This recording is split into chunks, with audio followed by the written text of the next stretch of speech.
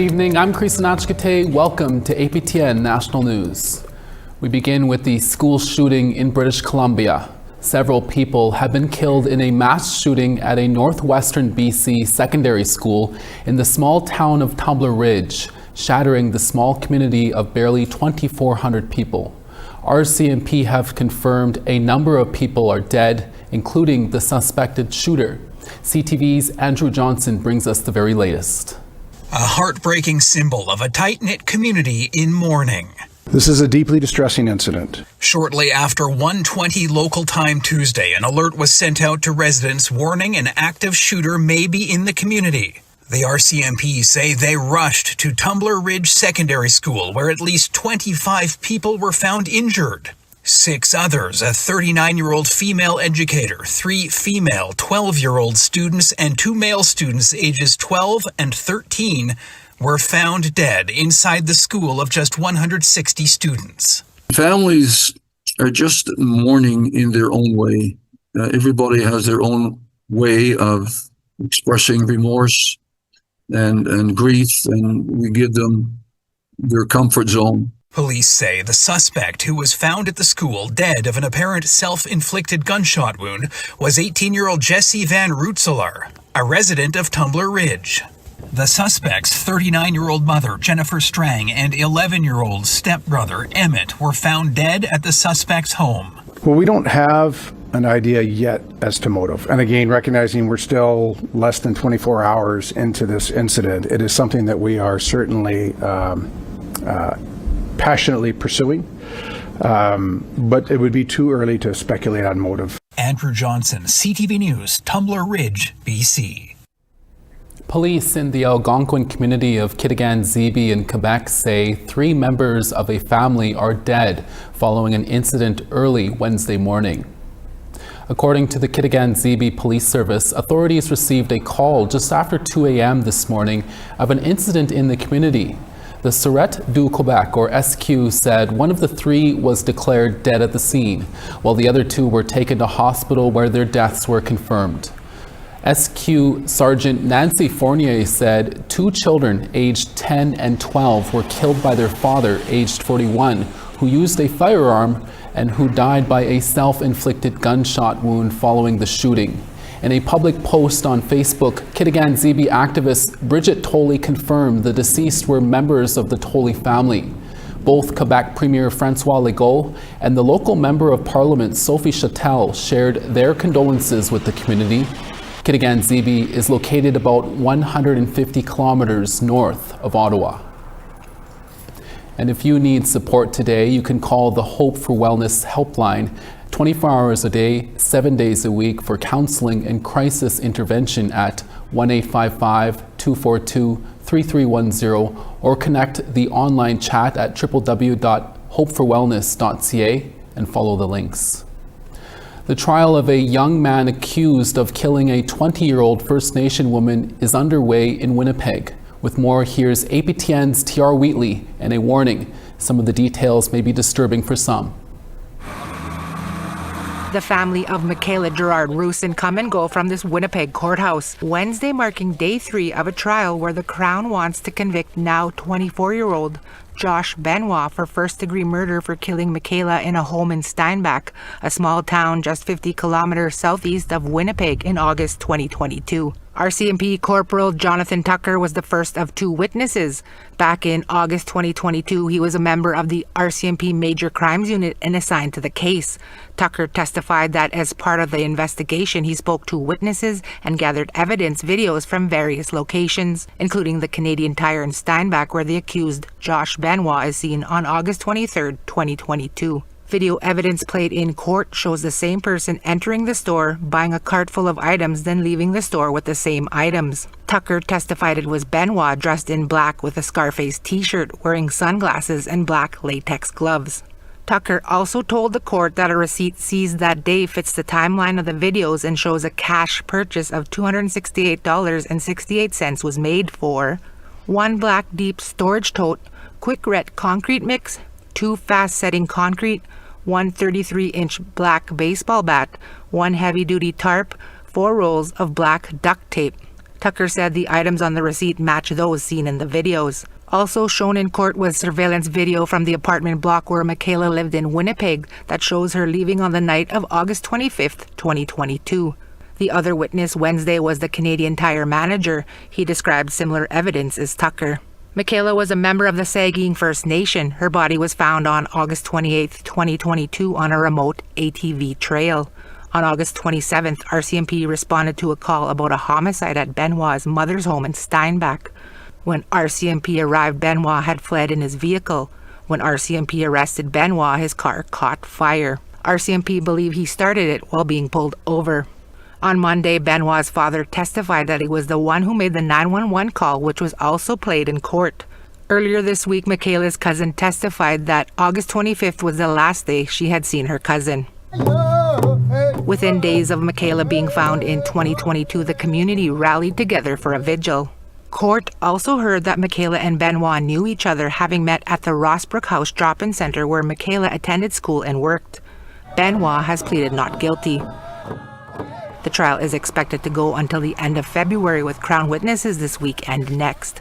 T.R. Wheatley, APTN National News, Winnipeg.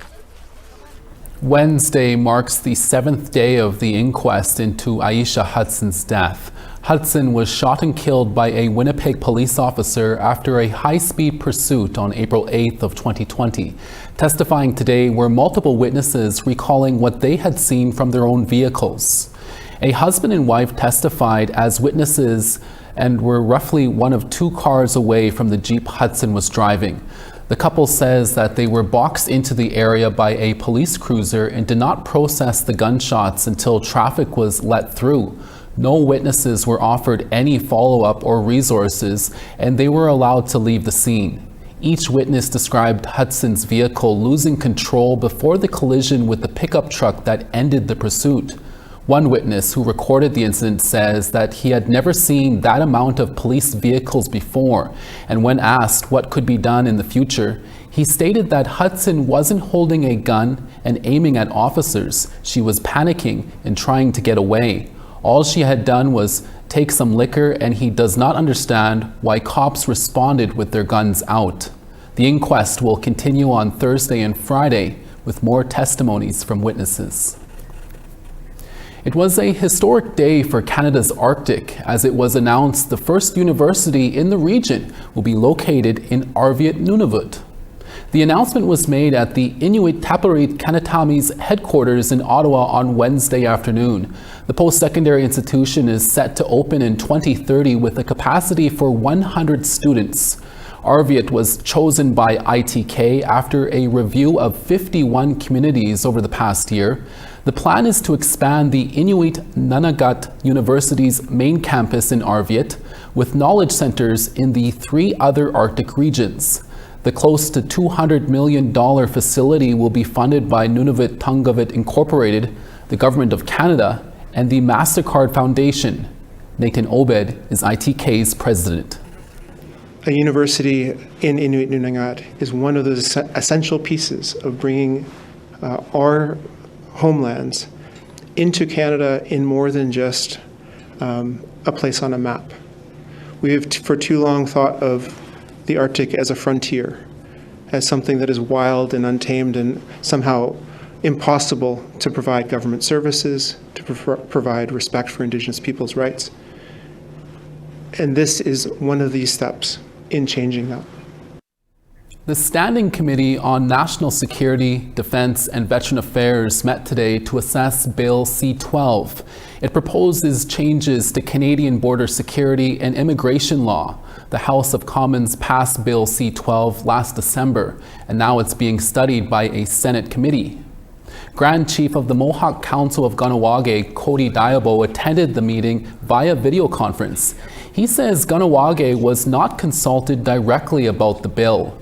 Diabo reminded Canada that it needs to engage with rights holders and individual communities and not just the Assembly of First Nations. He agrees that security is important, but Kahnawak's concern is that Canada is going to use Bill C-12 to further discriminate against First Nations. Further powers granted to CBSA will have long-lasting impacts on First Nations. Our concerns will be racial profiling, increase and further discrimination when it comes to transporting culturally sensitive and sacred items. Always looking for your feedback or story ideas. Here's how to continue the conversation with us. If you have a story you want to share, send us an email to news@aptn.ca. You can also go to www.aptnnews.ca is where you can read and watch our stories. We're also online on your favorite social media sites, including TikTok, LinkedIn, and X, and YouTube, where you can watch this newscast anywhere, anytime. Follow us at APTN News to join the conversation and see our latest stories. Manitoba says it has a plan to begin to address the high cost of groceries. That story after the break. Stay with us.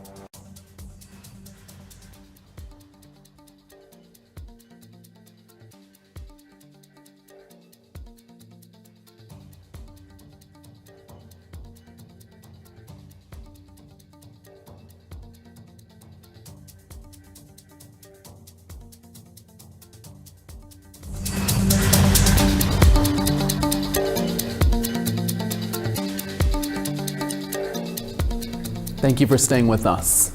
The leadership of Fort William First Nation, Anishinaabe Aski Nation, and the City of Thunder Bay are collaborating on the homelessness crisis. This comes after Fort William First Nation Chief Michelle Solomon and Non-Grand Chief Alvin Fiddler called on Thunder Bay Mayor Ken Boshkoff to declare a state of emergency in response to the homelessness crisis and the extreme cold weather there. The leaders met recently and agreed to meet again at a future date. Chief Solomon says a disproportionate number of First Nations people are homeless in Thunder Bay. There is a significant population of First Nation people who are, don't have a home in Thunder Bay.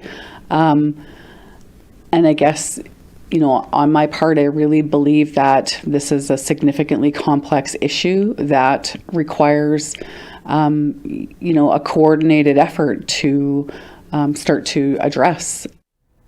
APTN National News reached out to NON and the City of Thunder Bay for comment.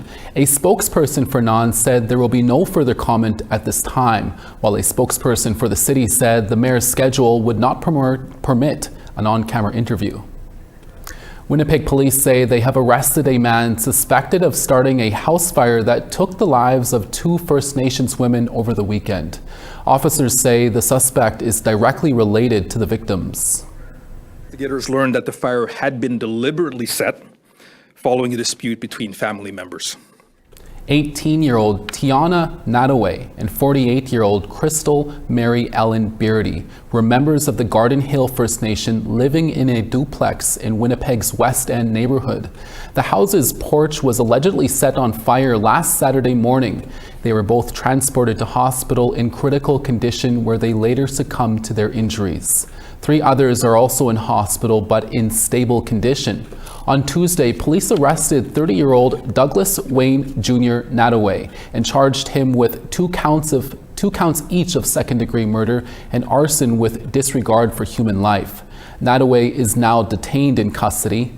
Officer Constable Claude Chansey says 19 people were inside the home at the time of the fire. He says due to the amount of people present, it's miraculous more weren't harmed. The dispute was inside the home, so Mr. Nadaway would have been inside the home when this family dispute erupted. As a result of the altercation, he left the home and used an incendiary device to set the outside of the home on fire. That quickly escalated. The house became engulfed in flames, and everybody, no, I wouldn't say everybody, there was some people that self-evacuated, and WFPS members came rather quickly and helped as they were fighting the fire, did help evacuate other residents as well. A nation in northwestern British Columbia and the province recently signed what they're calling a historic agreement to restart a former mine. While that nation is celebrating, an Alaskan tribal commission is raising concern. As APTN Sarah Connors tells us, the commission worries that Alaskan tribes are being left out of resource decisions on the other side of the border. It was a historic day for the Tahltan Nation. Last month, the nation signed off on an agreement supporting the reopening of the Eskay Creek mine project in northwestern British Columbia. The signing shows what is possible when we work together, when relationships are built on trust, accountability, and mutual respect. The BC government is touting the proposed open-pit silver and gold mine 80 kilometers northwest of Stewart, BC, near Alaska, as an economic driver for the province. Operated by Skeena Resources, the mine is projected to create economic opportunities for the Tahltan, hundreds of jobs, and more than $1 billion in revenue. And right now, we're completely powerless. But Alaskan tribes downstream of the mine have concerns about potential environmental impacts on shared cross-border rivers, especially concerning subsistence harvesting. A commission representing 14 Alaskan tribes says it respects the Tahltan's authority, but it feels the province has failed to meaningfully consult with them. The commission is now suing the province over that very issue. Our hope is that those tribes get that meaningful seat at the table, that there is consultation, true and meaningful consultation, not just box checking. The province also said in a letter to the commission last month it wants to amend its Environmental Assessment Act so U.S. tribes can't participate as Indigenous nations. It says it doesn't legally owe U.S. tribes the same level of consultation as BC First Nations and plans to consult with them separately through a different process. But the commission argues there's strong legal precedent requiring equal consultation as BC First Nations. They're not following the precedent that was already set. And so this is just critically important because this is our way of life that we're talking about. The province said in a statement to APTN News it has consulted with Alaskan tribes and continues to do so. It declined to comment further as the matter is before the courts. We reached out to the Tahltan central government for comment, but didn't hear back by airtime. Sarah Connors, APTN National News, Whitehorse. When we come back, we'll take you to a language symposium in Yellowknife. Stay with us.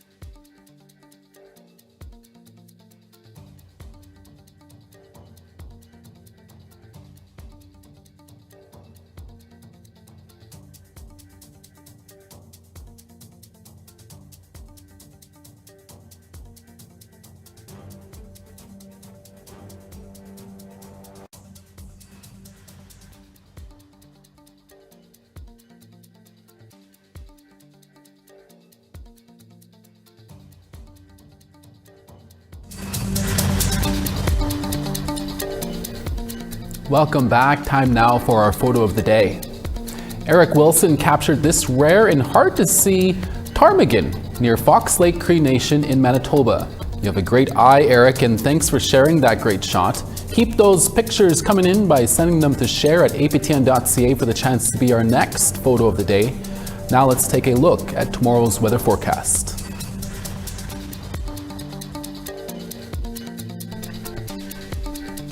On the East Coast, St. John's 2, Charlottetown -2.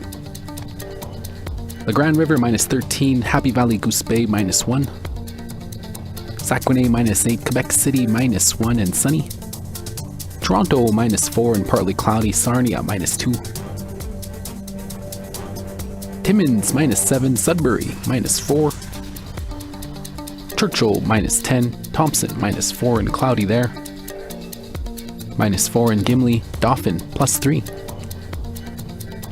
+2 in Regina, Saskatoon partly cloudy and 1.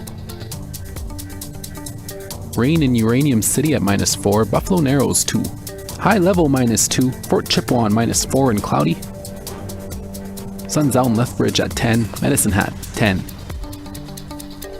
Victoria 7, Penticton 11. 0 in Fort Nelson, Smithers 3 and sunny. Whitehorse -5 in flurries, Watson Lake cloudy and -4.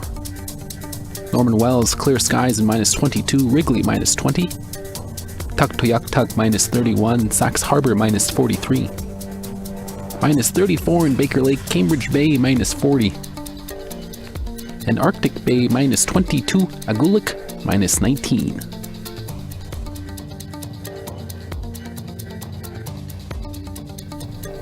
There are 11 official languages in the Northwest Territories, and this week they are center stage at a symposium in Yellowknife aiming to share solutions on how to support revitalization efforts. Forums explore everything from cultural wellness to teaching methods. Our APTN reporter Charlotte Moore Jacobs has that story. This Quilix flame is a presence and symbol of culture, survival, and resilience, and it sets the tone for the Language Symposium at College Nordique in Yellowknife. Preserving and promoting Inuktitut has been the life's work of Razi Najalik. In your language, you try your best, and you ask for help when you don't really know how to say this phrase in your language. Asking is a big, big tool to have. That's how you get better at it. Her message of humility and persistence reverberates across the roughly 65 attendees meeting in person and virtually for panel discussions on intergenerational connection, transboundary partnerships, language technology, and more. Presenters from Children of the Taku Society in Northern BC are sharing their work using a structured research-based system to create highly fluent adult speakers. And that is where the majority of our efforts have been invested in. Having elderly speakers hold the burden of transferring the knowledge, and not to adults, but to children, who is our other vulnerable sector of our communities. Trying to advocate for interpreter training, and I don't know where it's at. These conversations come at a critical time. According to 2024 data from NWT Bureau of Statistics, conversational fluency in the territory's 9 Indigenous languages has declined sharply over the past 20 years. Numbers show a large pool of passive speakers, those who grew up hearing the language but do not converse fluently. And there's a significant generational gap with higher fluency rates for elders and critically low rates for youth. Julia Okanak says before you can teach a language, there must be healing from the intergenerational transfer of trauma. Why didn't my mom teach me how to sew? Why didn't my dad teach me how to hunt? Are some of these questions that we get in our programs. And we have to offer these programs because the mothers and the fathers couldn't do that for them. And these programs are very vital to our language before we can do the actual language teaching.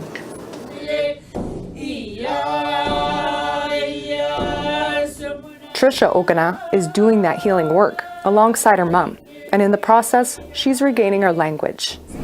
There's not very many people in my generation that have that luxury or that opportunity, because a lot of people have been disconnected from our language and our culture. And by my mom keeping connected to her language and her culture, she's able to share that with me. For the Ogana family, preserving language means sustaining identity. So they end the symposium much like their relatives did at the gatherings past, performing old songs first, then sharing new songs, filled with new teachings and new words. Charlotte Mort-Jacobs, APTN National News, Yellowknife. And that's your evening newscast for this Wednesday. APTN National News Daytime is back midday tomorrow with more stories. Please join us then. Thank you so much for watching. We'll see you again. Ekose.